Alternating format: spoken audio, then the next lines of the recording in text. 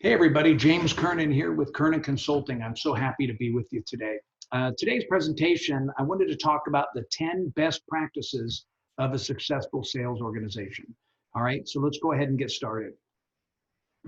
So how many of you have dealt with perseverance, struggles, overcoming adversity?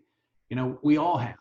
And I just want to start off and kind of get us in the right mindset of what it looks like when you overcome adversity. There's great rewards on the other side. So I love this Winston Churchill quote. If you're going through hell, keep going. So my encouragement to everybody today listening in is just take that extra step, make that extra effort, and fight through whatever you're going through, because there's great rewards on the other side. And I want to share a little story about perseverance, my story. And at this point in time, this story starts with me 10 years into my career. I had 2 previous companies that I was highly successful at, great teams. We grew quite a bit. But this was, I broke off finally in 2001 and purchased my first company all by myself. So it was just me, and I bought a company in San Diego for about $30,000. It was a CRM technology company that was really struggling. And I had a great deal of experience about turning around businesses and growing sales and marketing teams. So I was like, you know what, I'm going to do this. I'm going to do it by myself, and bought this company. I had 3 employees. Timing wise, I get a big F, because if those of you remember, in 2001, we kind of had the post Y2K letdown, right? The economy was flat. 9/11 happened, and after 9/11, nobody bought anything. The confidence, consumer confidence, business confidence of people spending money. There was a lot of fear of terrorism after what had happened in New York City. And around the country, really. And so people just didn't spend money. And then I lost my father to cancer. He was diagnosed with cancer in September of that year. He lived out of state, so I tried to spend as much time as I could with him. And subsequently, we lost him about 3 months later, December of that year. So 2001 was not my favorite year. I'll just say that. So when I remember, I didn't pay myself for over 6 months. And just looking back at this, I remember I had all sorts of feelings about, I should give up, go back to working for the man, go back, with some of these other successful companies that I had been involved with that maybe more established and bigger, more of a steady salary. And I didn't want to do that. I knew that I had to just fight through, buckle up the chin strap, and just persevere. And I was doing all the right things. I just needed to keep doing it and give it more time. So I remember after I bought the company, I worked on the business plan, did a little presentation for the 3 employees that worked there. And I remember during mid-presentation, the 3 employees, they were all kind of chuckling. One guy had his arms like this. And one of them even rolled his eyes when I was kind of walking through what our goals are and where we wanted to go. And I'm like, oh boy, I really need to step it up a notch from a leadership standpoint and keep these guys motivated so we can take the business up to the next level. But after many sleepless nights wondering why I did this, we ended up growing the business from 378,000 was the previous revenue annual total the year prior to me buying the business. And we did over 1 million that first year, but we still lost about $88,000. And then after 2001, coming into 2002, things really took off for us. And we grew that over 12 million in the next 36 months. And then I subsequently sold the business in 2006 and moved on into consulting. So a little bit more about my background. I had mentioned I was with a couple very successful companies early on. Overbite Computer Corporation out of Southern California was their VP of sales and helped grow from about 8 million to 32 million. Was also worked for Technology Integration Group, which is one of the bigger, stronger VARs in the nation today. I worked for them for about 7 years and was their VP of sales and was a partner in the business. And we grew from about 30 million to over 315 million. So real successful track record. Networks Plus, I just told you that story of how we grew from next to nothing to over 12 million, sold that business, won all sorts of awards. I won't go into all of that. You get the picture, but I'm very fortunate, very blessed, was on multiple magazine covers during my career.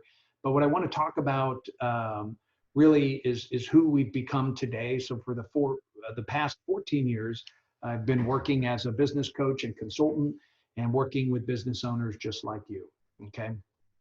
So let me really dive into, here's today's agenda. Here's what I want to talk to you about. So I'm going to go through, the program really is the 10 best practices of becoming a successful sales organization. I'm going to talk about that, and then I'll just kind of recap it, and we'll have any questions at the end. So before I get started with today's presentation, I just want to highlight a golden nugget that I had gotten out of a book. And this is one of the key leadership things that really stuck with me as I've grown in the technology industry. But it's something I just want to share with you. It would be something that you should write down. But for those of you that have read or haven't read The 1 Minute Manager, it's a great book and a very simple read. So read it if you haven't. But one of the nuggets that came out of that book was really about motivating employees and holding them accountable. And when you manage employees, when you're growing a business, it can be very draining if you're doing it wrong. So use this simple 3-step technique to get the most out of your employees. But number one is set goals and expectations in writing. Make sure you verbally communicate that and then share it with them in writing so they know what's expected of them. That should be step number one.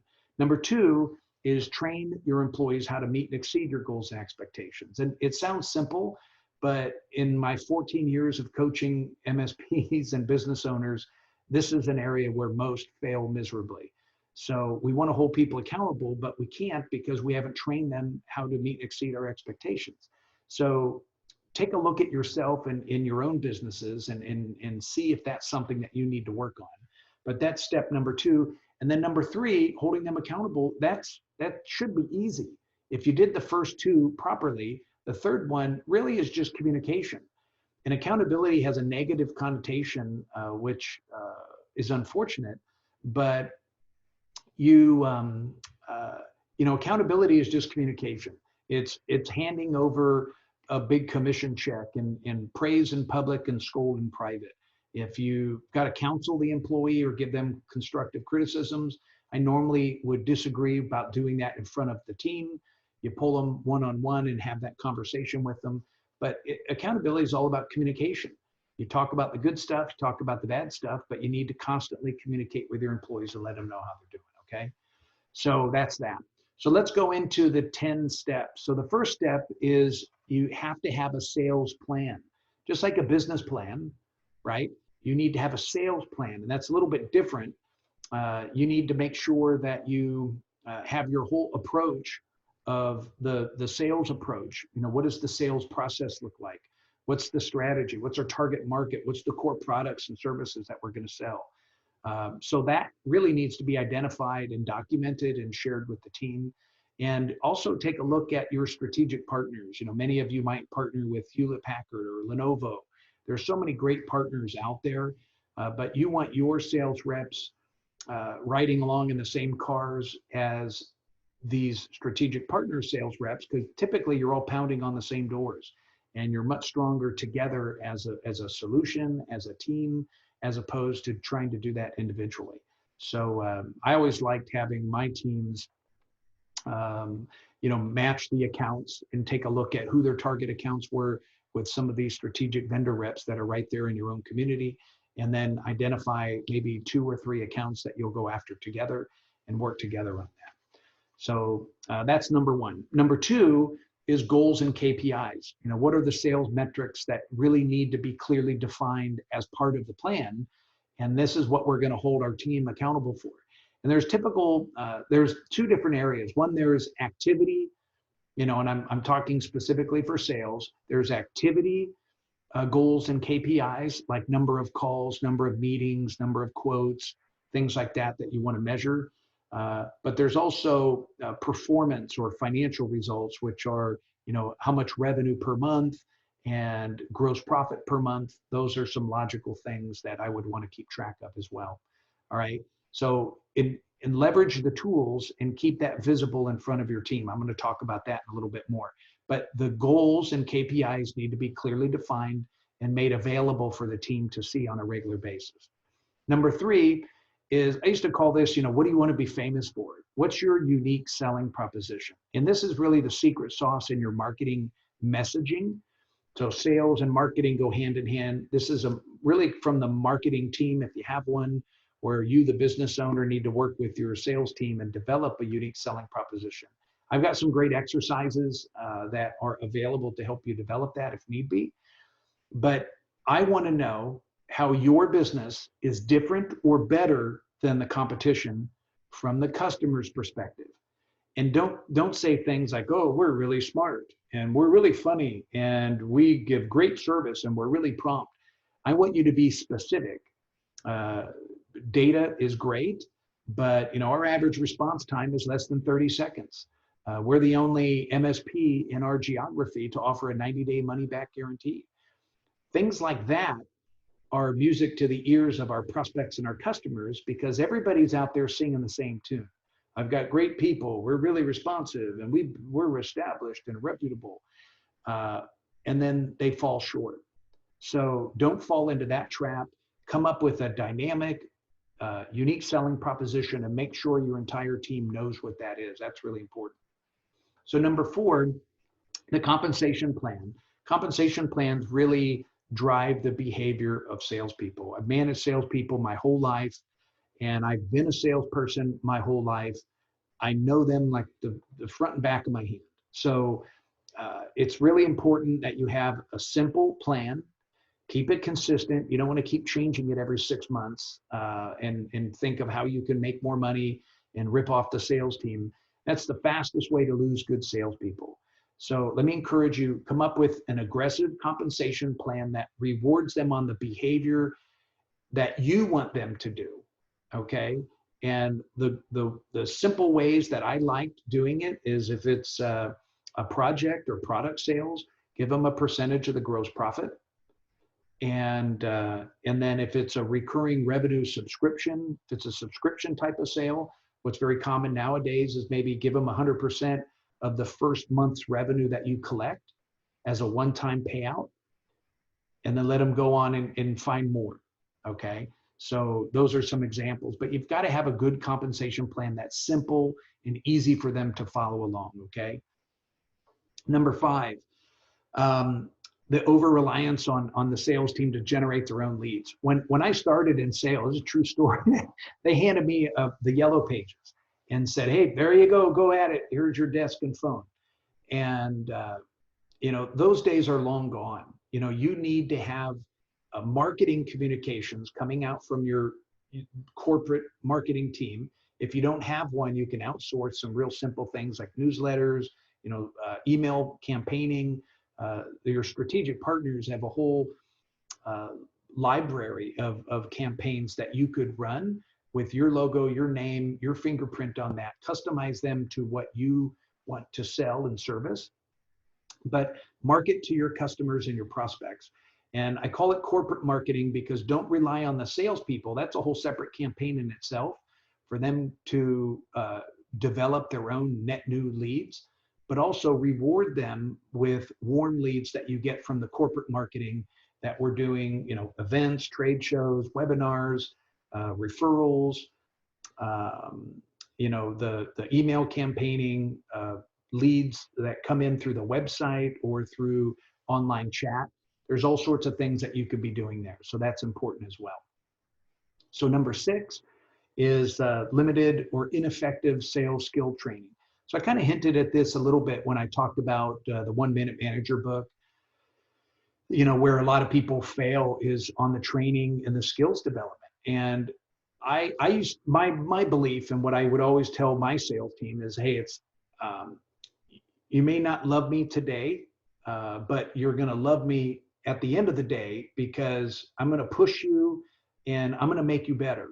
So it's my responsibility to push you, motivate you, and get you at maximum performance. But the more you do, the more money you're going to make, and you'll be able to reward your family. That's what it's all about. So um, you need to have skills development, sales mentoring, sales training, whether you have a program internally. Again, a lot of the strategic partners have got great training programs that you could send them through. Some are certification based, which I'm a big fan of. And then there's also outside third-party trainings like Current Consulting. We do a leadership training. We have sales certification training as well. There's a lot of different trainings available for you and your team, but make that part of their personal growth and part of their annual review. Expect them and encourage them to go through either quarterly training or maybe annual training. Okay, feedback. Feedback's king, and there needs to be structured communications with salespeople. Salespeople are, it's a different breed of animal. They take lots of energy, right? But we like, and myself being a salesperson, we like structure. And what I mean by structure is the same time, same day, in a regular frequency that's predictable. And I know, like, hey, I've got a sales meeting 8:15 every Monday morning that I'm going to come in and be prepared for. So have weekly scheduled meetings with your sales team.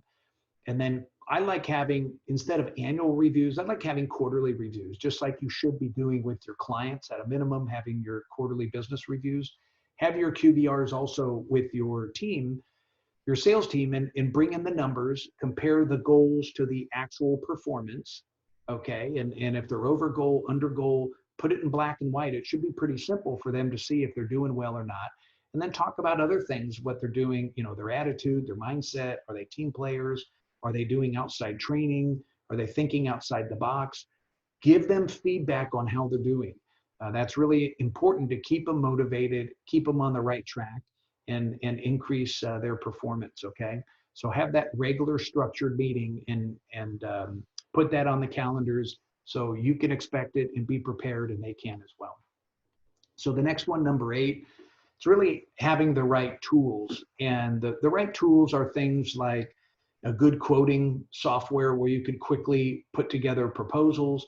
I'm of the camp where I get involving, the ownership team or the professional services team to get, like, if you're doing a project quote or a managed services quote, I get that. But it really should be the salesperson's responsibility to drive that. And you should be able to get that done within a 24-hour time frame, no later than a 48-hour time frame. But with the same sense of urgency that you have if your biggest customer's primary server went down, you would be out there in 2 seconds doing everything you could to get that fixed. Have that same sense of urgency with getting your quotes done, and make sure your salespeople are empowered with the right tools to follow up, keep track of their activities, to do their quotes, and to manage the pipeline. And you as the leader, it's important for you, especially if you've got more than one salesperson or more than one person in your organization doing quotes, and to work as a team, you've got to have a good tool in place to manage that. So that's really important as well. So number 9, talking about the team being properly staffed. So what I typically see in organizations are, there normally is an inside salesperson, and then there's outside salespeople. And it seems like the outside salesperson typically would be the one with the face-to-face relationship with a client. They're the hunters, and the inside team are really reacting to what's happening from those proposals. I used to say anything that happened, if they're reacting to a purchase order, or if a customer inquiry comes in and it's something that they already have an order on, like they want an RMA or a status on an order or a copy of an invoice, those are easy things to route through to the inside salesperson. But if the outside salesperson, they should be hunting and looking for net new business. So if it's something new, new business, that's what the responsibility is for that person. Today's times are getting a little bit more unique. So finding a strong hunter that has closing and negotiating capabilities, They're getting harder and harder to find. So normally it used to be more outside salespeople with less inside salespeople, and now it's kind of the opposite, because a lot of the inside salespeople now are also doing some of the marketing activities in appointment getting and appointment confirmations for the outside people. Typically, you don't need a sales manager unless you have at least 5 salespeople in the team. And then really for any size organization, you need to have some type of pre-sales consulting engineer that's part of the team as well to go out with the salesperson. It could be you, the business owner, or it could be, you know, one of your lead engineers that maybe a little bit more professional in appearance and articulate, but good in front of the client. That's what you want to make a good first impression. Okay, and last but not least, it's a documented sales process. And this is a little different than what I talked about in the very first one about the sales plan. The documented sales process is, you know, what steps and stages do you typically go through in your organization that maps in your tools? You know, some people have a 3-step process, a 5-step process, a 7-step process.